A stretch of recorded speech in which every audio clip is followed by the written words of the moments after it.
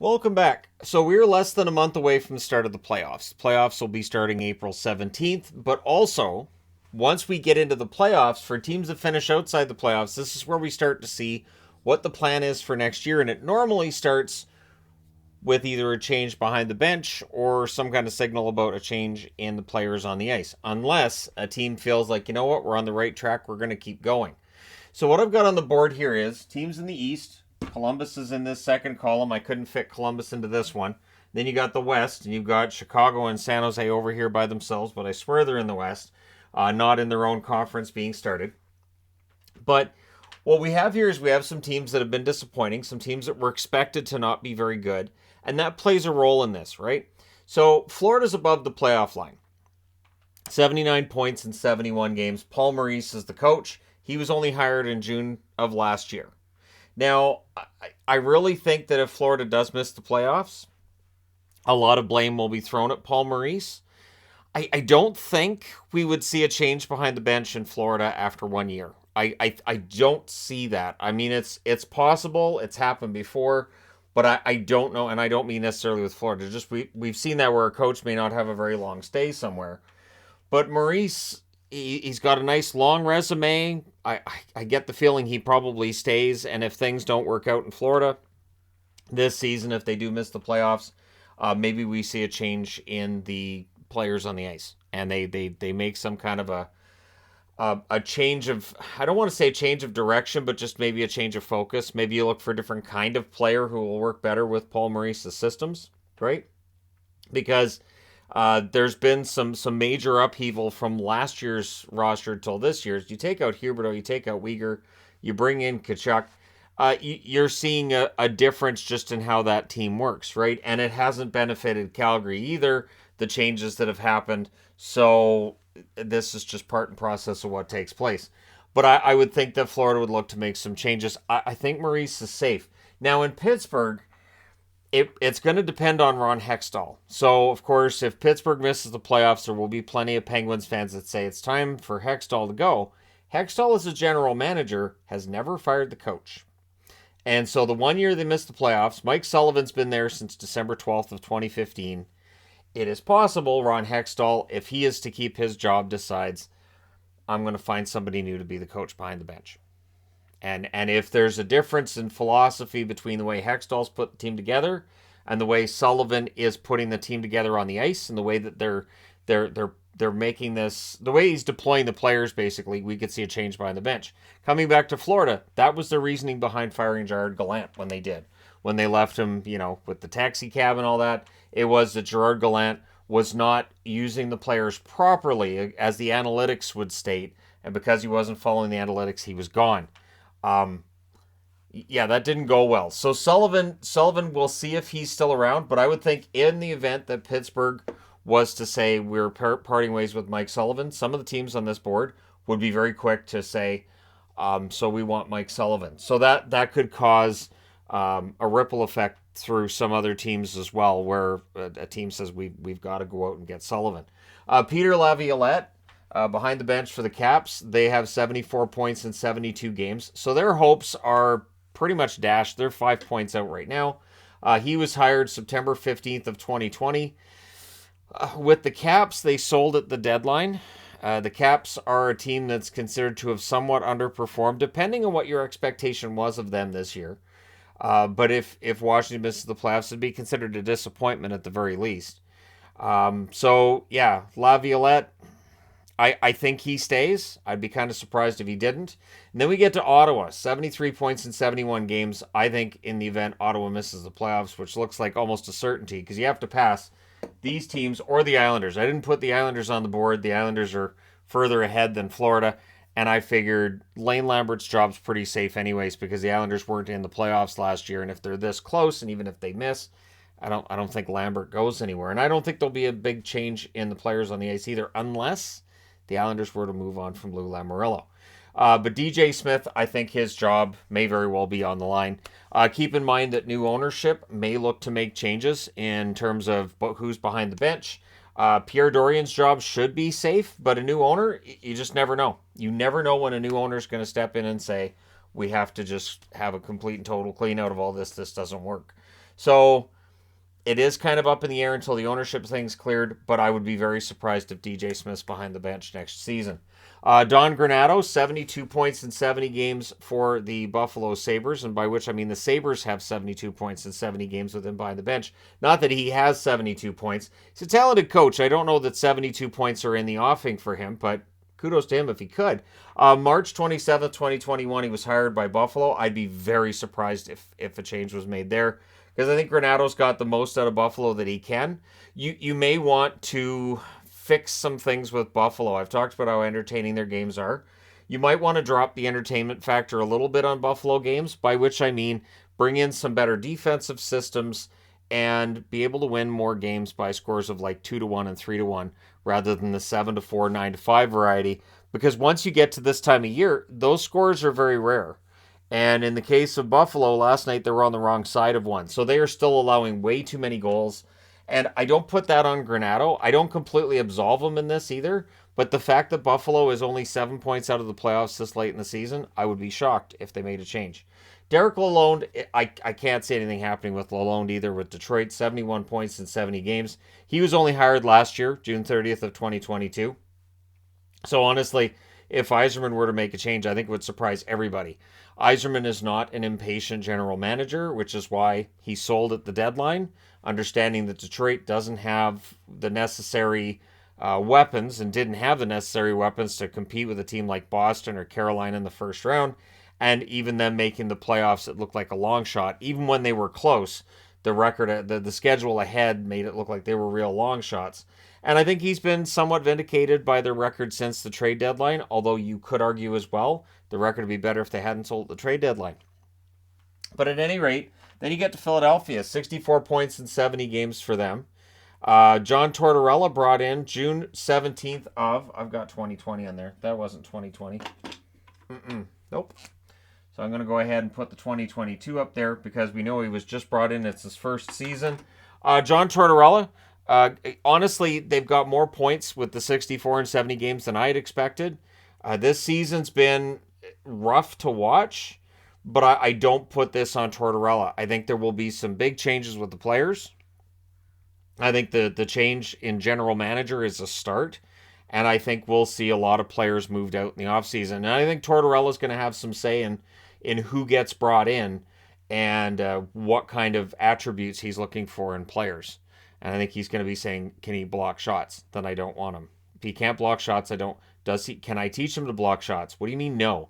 So at any rate, Tortorella, I think, is sticking around for at least another year in Philly. I don't get the feeling in Philly that I did in Vancouver, where by the time Vancouver got rid of him, it just needed to happen. Montreal, 62 points in 71 games. Marty St. Louis behind the bench. February 9th of 2022, he was hired. And honestly, St. Louis has been fantastic. And I understand, too, that for Montreal, you can make some of the same complaints you can make about Buffalo. But it's different. Montreal's going into and still in the process of their rebuild. Buffalo trying to come out of the rebuild and get back into the playoff picture. So the fact that Montreal is near the bottom of the East, I don't think is overly alarming. And if they make the right moves in the offseason, especially if they were to win the draft lottery, Montreal can move up this board really quickly next year. The expectation is that Ottawa, Buffalo, and Detroit are going to be on this side of the playoff line sooner rather than later. I don't know how much longer Montreal's going to be really bad either. Then you get to Columbus. Really disappointing year for Columbus. 51 points in 70 games. Brad Larson, of course, the coach. June 10th of 2021, he was hired by Columbus. I would be very surprised if Larson comes back for another year. And I say that because Columbus has been a disappointing year. I'm aware of all the injuries and Werenski being out most of the season. But just on the face of it, I'd be kind of surprised if Columbus doesn't make a change behind the bench. Make a change behind the bench. See who's going to be healthy come the fall. And try to make the right additions. And cross your fingers that you win the Bedard lottery, right? But either way, if Columbus ends up finishing at the bottom of the standings, the lowest they can draft is third in what's considered a very strong draft, especially at the top. So Columbus is in decent shape for next year, but if it's a number 3 pick, and if they take, let's say they take Michkov, Michkov's not coming over right away, so they're not getting that help right away either. They would have to hope for some more development with Marchenko, and that they do get Werenski back, and they avoid the injury bug next season. which is easier said than done. Now in the West, you've got Winnipeg above the playoff line. They have 83 points in 72 games. Rick Bowness was brought in July 3rd of last year, and he was seen as basically a stopgap. That they wanted Barry Trotz. Trotz wanted to take a year off, and so they went the Rick Bowness route instead. And with Rick Bowness, the results were really good up until about a month ago. Winnipeg's play has been iffy. If they miss the playoffs, I think he comes back. Like, it's so hard to tell with coaches because there's times where they fire the coach and we as fans will say, well, the coach wasn't really the problem there. And I'm not sure the Bowness is the problem. I think he's got a lot of points out of a team that missed the playoffs last year. And I think some of the bad habits they had last year towards the end of the season are sort of starting to crop up again this year. So we'll see if Bowness, in fact, comes back next year. I think he should. I think he's earned the right to come back next year. And then there's Daryl Sutter with Calgary. 79 points in 72 games. March 4th of 2021. And now the rumor mill is going, right?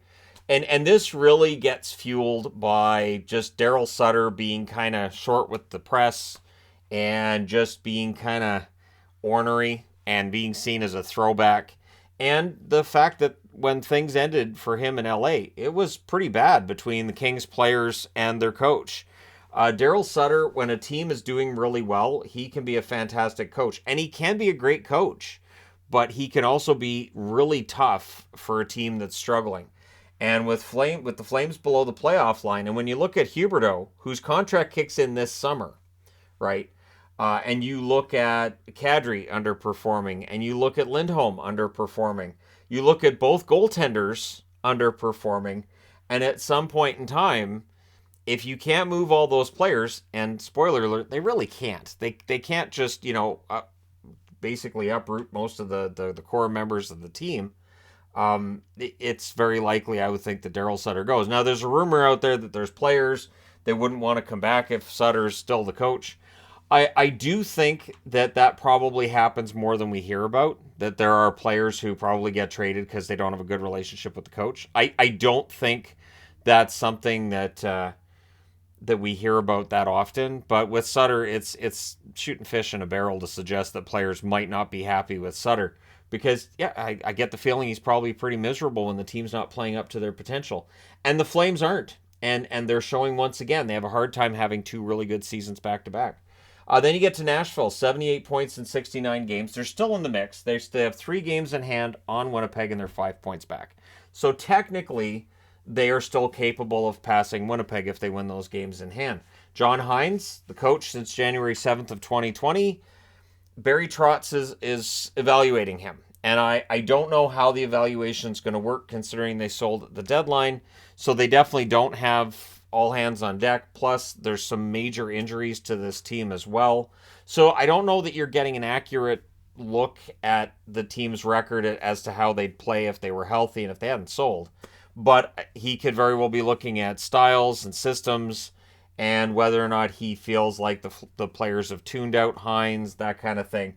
So if they make the playoffs, if they end up getting that spot from Winnipeg, I think Hynes probably keeps his job.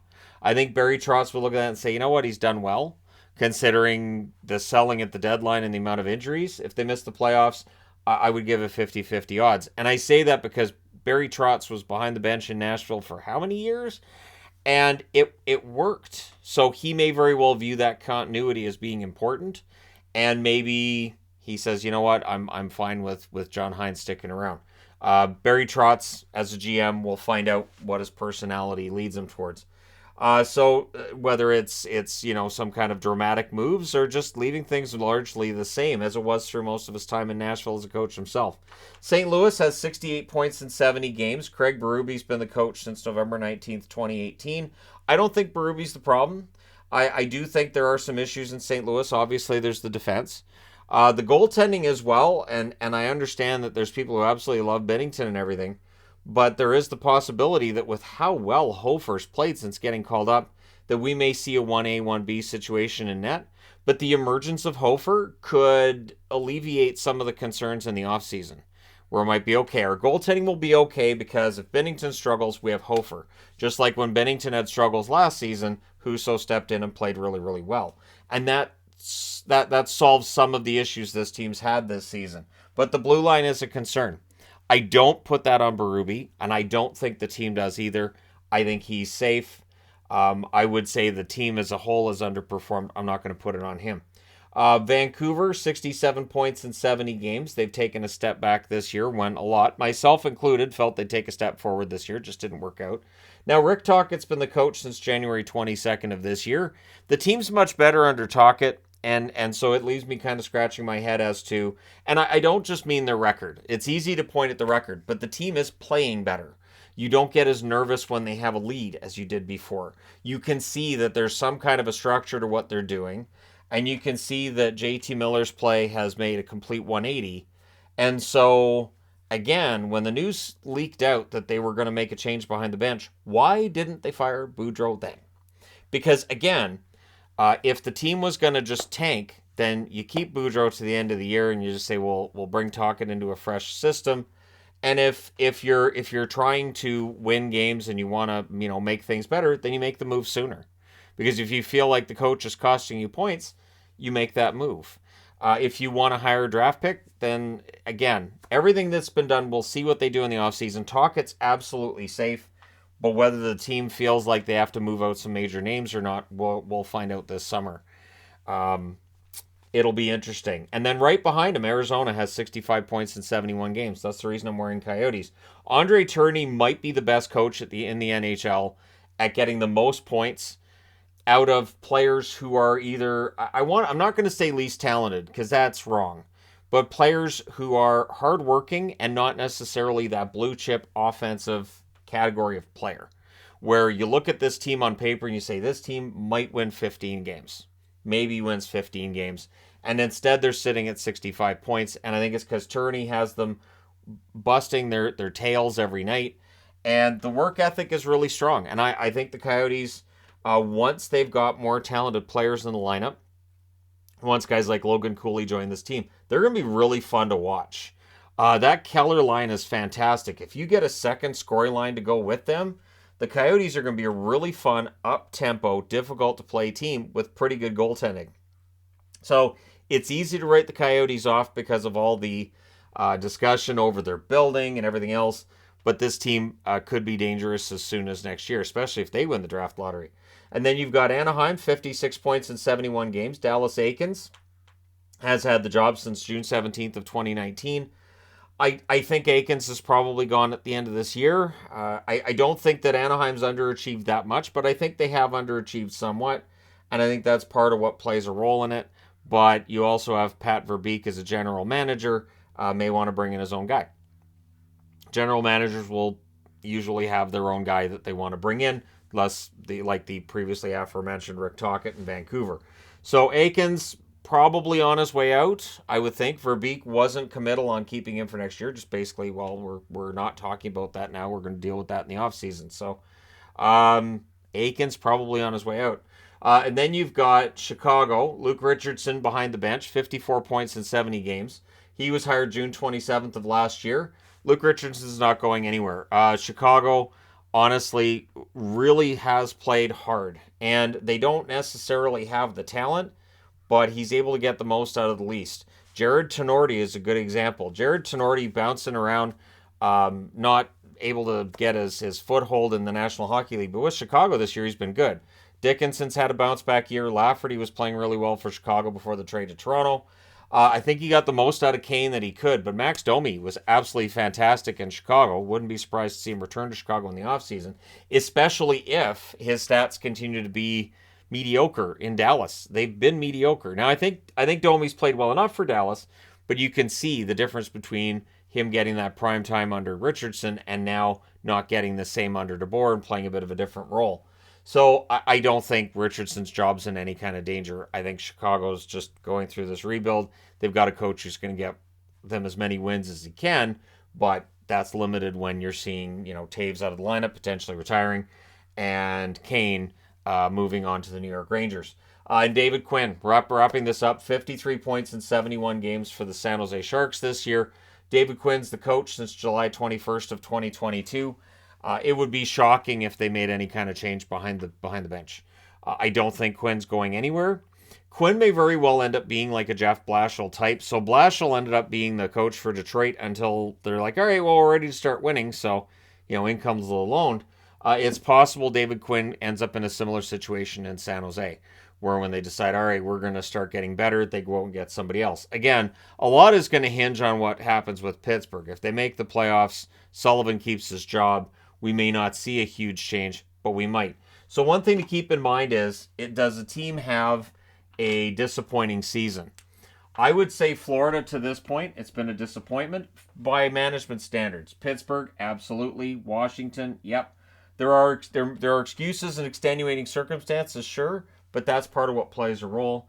Ottawa, absolutely. Buffalo, nope. Might be disappointing how it's gone lately, but in general, no. Detroit, no. Philadelphia, no. Montreal, no. Columbus, yes. So in the East, that's 1, 2, 3, 4, 5 out of the 9 that are on the board. In the West, has Winnipeg been disappointing this year? Well, they were below the playoff line last year, so I'm going to say no. Calgary, yes. Nashville, yes to this point. St. Louis, absolutely. Vancouver, it's tough to say. Again, I kind of expected them to be in or near the playoffs. I'd hope for playoffs. Doesn't happen. I'll put them as disappointing. Not Arizona, not Anaheim, not Chicago, and not San Jose. So 4 out of the 9 in the West. And so the teams I put the check marks next to, that might be the easiest places to argue you need to replace the coach. That being said, again, I would be shocked if St. Louis made a change. They won the cup with Berube as coach. I don't think he's going anywhere. I think the blame will be thrown elsewhere, and I think you may see a change in assistant coaches in some of these cases. You may see a change in special teams coach. You may see a change in goalie coach, and the head coach stays. But let me know your thoughts in the comments section below, as always. Don't forget to hit like and subscribe if you're browsing your way through, you just happened upon this video. Thank you guys so much for watching, for all your support. I will talk to you again soon.